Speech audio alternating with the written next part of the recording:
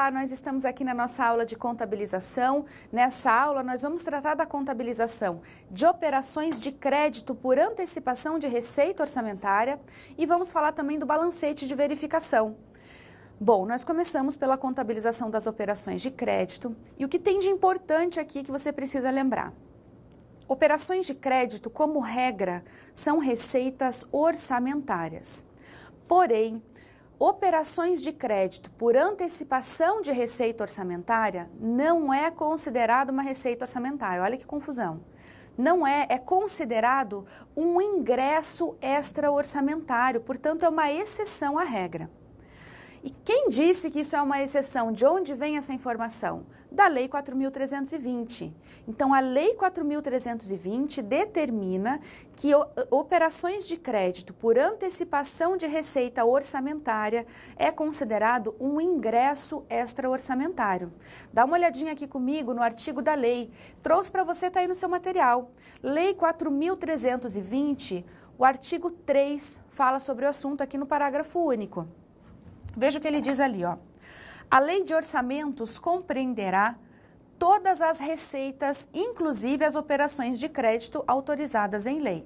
A lei de orçamentos, portanto, está falando da lei de orçamentos, receitas aqui orçamentárias. Operações de crédito, portanto, considerado uma receita orçamentária. Mas veja o que o parágrafo único determina. Não se consideram para os fins desse artigo as operações de crédito por antecipação da receita, as emissões de papel moeda e outras entradas compensatórias no ativo e passivo financeiro. Se não se consideram para os fins desse artigo, portanto, não se consideram receitas orçamentárias. Esse é o artigo que embasa ali a receita, o ingresso extra-orçamentário para as operações de crédito por antecipação de receita, ok? Então, não se esqueça, operações de crédito por antecipação de receita orçamentária é considerada um ingresso extra-orçamentário.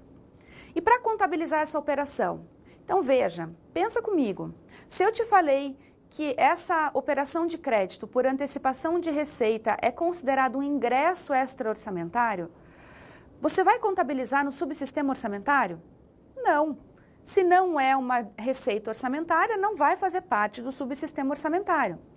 Você contabiliza essa operação no subsistema patrimonial e no subsistema de compensação.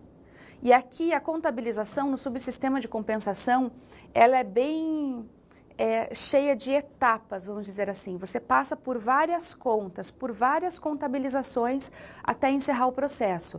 Você precisa fazer o registro do controle desse ingresso extra-orçamentário. Não se esqueça que as contas de compensação, o subsistema de compensação, ele é um subsistema de controle. Naquele subsistema você controla essas operações da entidade do setor público. Portanto, você vai passando por várias contas que vão fazer o registro do controle dessa operação. E é isso que você vai ver aqui. Nós vamos ver a contabilização e você vai ver que nós vamos passar por várias contas. Nós vamos fazer aí 4 débitos e créditos para registrar essa operação no subsistema de controle. Começamos então aqui pela contabilização da contratação dessas operações de crédito. E nós vamos começar a nossa contabilização no subsistema patrimonial. Aqui no subsistema patrimonial, você vai debitar caixa e vai creditar antecipação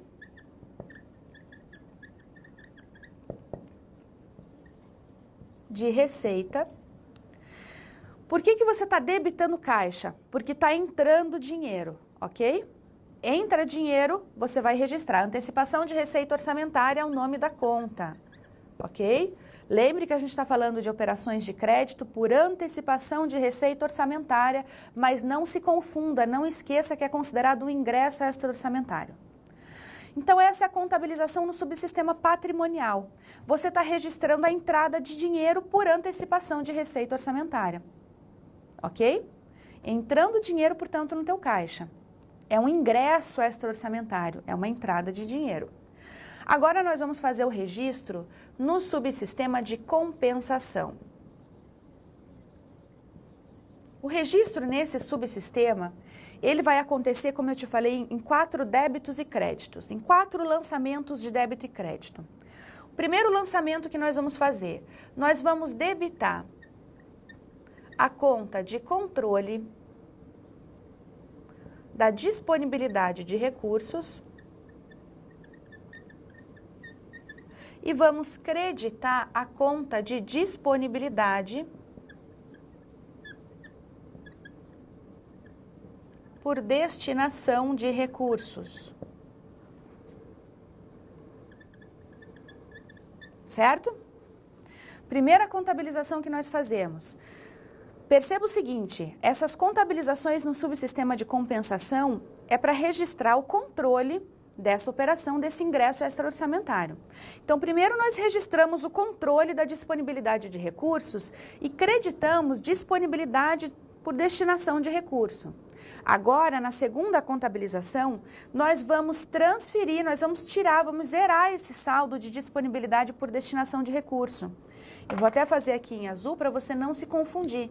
Então, na segunda contabilização, nós debitamos disponibilidade por destinação de recursos. Ok? Veja que quando você credita essa conta em um momento e no momento seguinte você debita, você está zerando a conta. E você vai creditar a conta de disponibilidades por destinação de recursos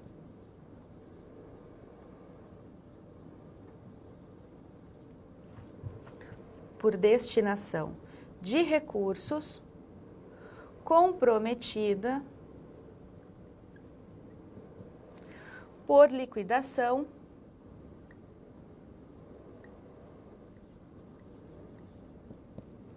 e entrada compensatória. Uma conta bem grande.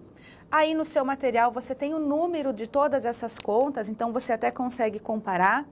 Eu estou aqui abreviando, mas como eu disse, no seu material você tem o código da conta.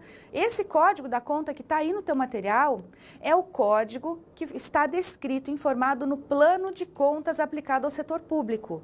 Lembre-se que quando a gente fala de contabilidade pública, nós já temos um plano de contas pré-definido, pré-determinado. Diferente do que acontece na contabilidade das empresas privadas, onde elas criam o próprio plano de contas, na contabilidade pública não. Já existe esse plano de contas definido e as empresas, as entidades do setor público utilizam esse plano de contas. Portanto, essas contas, o número, o código está aí no teu material. Fizemos a primeira parte, a primeira etapa dessa contabilização da compensação. Agora nós vamos fazer a segunda, então veja aqui comigo.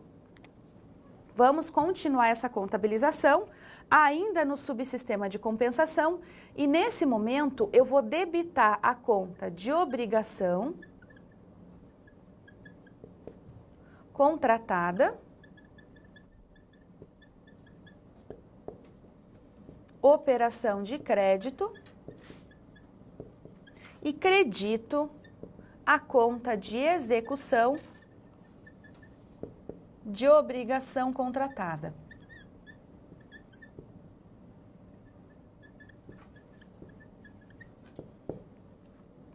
Essas contabilizações que nós estamos fazendo no subsistema de compensação acompanham a movimentação do ingresso extra-orçamentário.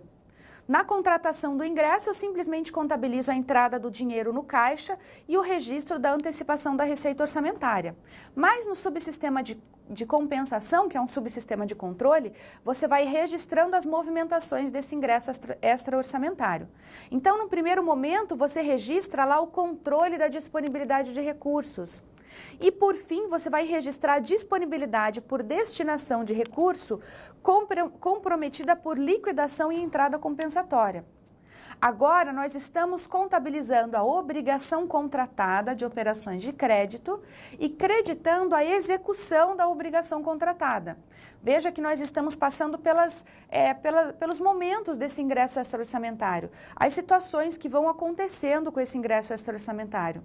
A contabilização acompanha o andamento do ingresso extra-orçamentário.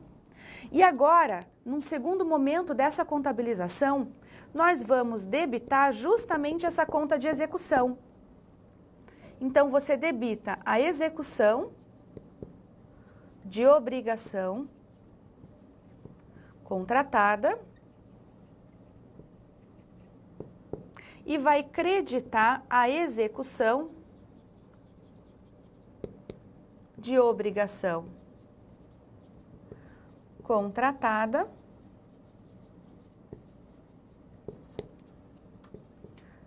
executada, certo?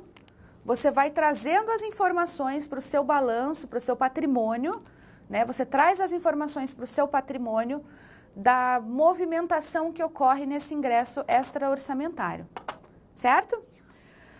Nós vamos falar agora de balancete de verificação. Balancete de verificação é uma das demonstrações aí que existem, então acompanha comigo essa explicação de balancete.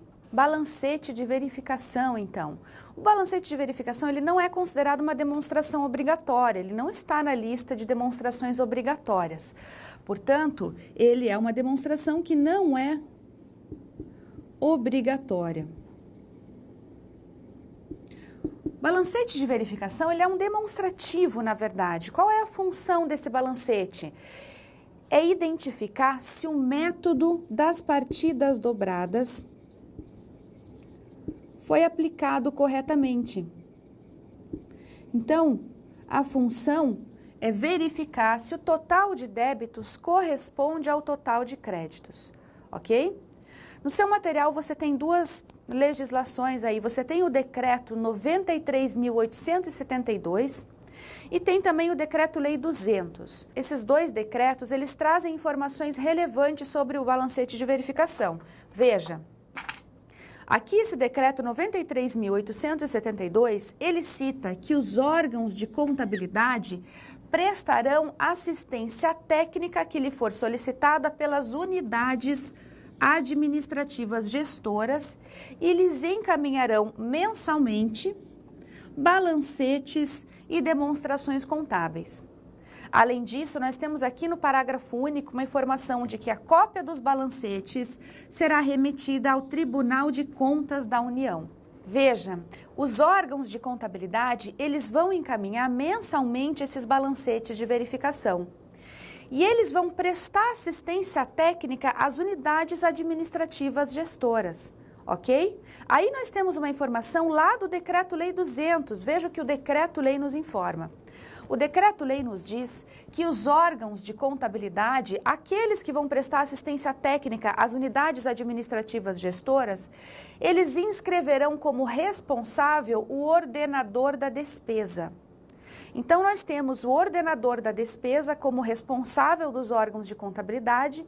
Esse ordenador da despesa, ele é responsável aí pelo gerenciamento, vamos dizer assim, das despesas. Você tem essa informação aí na sua lei. Ele vai tratar da execução, da liquidação, da despesa, ok? Então, o ordenador da despesa, ele é o responsável dos órgãos de contabilidade e não se esqueça que o órgão de contabilidade presta assistência técnica às unidades administrativas gestoras que vão encaminhar mensalmente esses balancetes de verificação. Bom, quando nós falamos aqui desse responsável, que é o ordenador da despesa, nós não podemos esquecer do contador. Então, nós temos aí o contador, o contabilista e o ordenador da despesa, que são aí os responsáveis pela elaboração desse balancete, vão elaborar, vão cuidar das características do balancete. Eu disse para você que o balancete tem como característica informar se o método das partidas dobradas foi aplicado de forma correta. Então, ele vai trazer as contas que foram movimentadas pela companhia, pela entidade, com os seus respectivos saldos, débitos e créditos. Ok? Pode vir conta zerada aí no meio? Pode, não tem problema. Pode aparecer uma conta ou outra que foi zerada, um lançamento que registrou aí, que acabou zerando uma conta. Pode, não existe esse impedimento. O importante é que o método das partidas dobradas seja respeitado e a gente consegue identificar isso no balancete. Porque ele vai trazer aí uma coluna com o código da conta, uma coluna com a descrição da conta, coluna com o débito e coluna com o crédito, saldos devedores ou credores. E aí, ao final do balancete, nós somamos toda a coluna de débito e toda a coluna de créditos e esses valores devem bater, eles devem ser iguais. Dessa maneira, a gente consegue identificar que realmente aplicamos o método das partidas dobradas corretamente. Para relembrar o que é esse método das partidas dobradas? É um método de escrituração utilizado, onde um registro contábil, um lançamento, deve possuir o valor total dos débitos correspondente igual ao valor total dos créditos. Quando nós fazemos esse registro do total dos débitos igual ao total dos créditos, nós estamos registrando a informação respeitando o que determina o método das partidas dobradas. Por esse motivo é que no balancete a gente consegue identificar a correta aplicação desse método. Eu não acabei de te dizer que ele vai trazer aí o total de débitos e o total de créditos? Então, se a gente utiliza o método das partidas dobradas, esses dois totais vão ser iguais, ok? Aí nós temos uma informação lá no Manual de Contabilidade aplicado ao setor público. O que o manual nos informa? Ele vai dizer que a unidade é responsável pelo acompanhamento, pela análise, pela consistência dos registros contábeis e dos saldos. E que essa análise ela pode ser realizada por meio do balancete. Então, algumas análises são possíveis de serem feitas através do balancete. Que tipo de análise? Análise de saldos invertidos, quando uma conta, por exemplo, deveria ter o saldo devedor e tem o saldo credor, ela está com o saldo invertido. Nós conseguimos fazer esse tipo de análise através do balancete. Classificação inadequada de receita e despesa. Se você fizer uma análise, você também consegue perceber. Utilização indevida de contas contábeis. Também conseguimos identificar, através da análise, saldos irrisórios, saldos residuais. É possível identificar também existência de saldos em contas contábeis descritas como outros. E aí esses outros sempre devem ser analisados para ter certeza de que foram classificados de forma correta. Portanto, o balancete de verificação, ele não é uma demonstração obrigatória, mas ele permite à administração fazer algumas análises a respeito das contabilizações, que são os registros, e dos saldos contábeis. Ok? Não se esqueça quem são os responsáveis pelo balancete de verificação, porque isso está descrito na legislação e, portanto, é muito importante. Tá certo? Então é isso, o balancete é essa característica e aí só para a gente fechar, relembrando aí que ele vai trazer a aplicação do método das partidas dobradas. Ok? Agora nós vamos resolver algumas questões para fixar o conteúdo. Acompanha comigo a leitura da primeira questão. Diz o seguinte: a realização de receita de alienação de bens móveis deve ser contabilizada mediante lançamento nos subsistemas financeiro, orçamentário e patrimonial, o que gera um débito na conta de receita realizada e um crédito na conta de alienação de bens móveis. Essa questão está incorreta, nós não utilizamos o subsistema financeiro, então não existe contabilização nesse subsistema, portanto, questão falsa. Já no começo da questão você já elimina o restante, né? Tá errado, esse subsistema não existe. Nós temos aí o subsistema patrimonial, subsistema orçamentário, subsistema de custos e o subsistema de compensação. O financeiro não existe mais. Próxima questão. Considerando que determinada entidade governamental tenha adquirido à vista um imóvel para uso em suas atividades operacionais, julgue os itens a seguir com relação ao registro contábil a ser efetuado e respectivo reflexo nos subsistemas de contas. Aí ele traz a informação de que, como se trata de um fato permutativo, a compra do imóvel não afetará o patrimônio líquido. Veja, nós estamos fazendo o registro de uma aquisição de imóvel à vista. Nessa situação, você vai movimentar resultado? Não, você está adquirindo o imóvel, está entrando um bem para a sua entidade, portanto, você vai registrar esse imóvel. um bem fica registrado no seu ativo e está saindo dinheiro para fazer a aquisição desse imóvel, tá? O pagamento é à vista. Portanto, sai dinheiro do seu banco ou do seu caixa, sai dinheiro movimento ativo. A entrada do imóvel movimento ativo, a saída do dinheiro também movimento ativo. Portanto, você está diante de um fato permutativo, a alternativa está correta. Próxima questão. São responsáveis diretos pela adequação das informações contidas nos balancetes de uma unidade gestora, o ordenador de despesa e o contabilista que registre a conformidade contábil. Essa alternativa, essa questão aqui está correta. O Decreto-Lei 200, ele cita que o ordenador de despesas, ele é um dos responsáveis, né? E eu informei para você, eu trouxe essa informação de que o contabilista também. Então, nós temos o ordenador de despesas e o contabilista, que são os responsáveis diretos pela adequação das informações contidas no balancete de verificação. Ok? Próxima questão. As unidades administrativas gestoras são responsáveis pelo levantamento de balancetes mensais e demonstrações contábeis da execução orçamentária, bem como pelo seu envio ao órgão central de contabilidade. E aí, são as unidades gestoras que são responsáveis pelo balancete, pelo levantamento do balancete? Não, nós vimos na legislação que os responsáveis pelo levantamento de balancetes são os órgãos. Incorreta essa questão. Encerramos aqui a nossa aula, os órgãos de contabilidade, né? Só para ficar claro aí, para não gerar dúvida. Encerramos aqui essa aula, espero que você tenha compreendido. Não se esqueça de fazer a leitura do material, estudar novamente, ok? É sempre importante você se manter estudando. Então é isso, nós encerramos essa aula. Bons estudos para você. Tchau, tchau.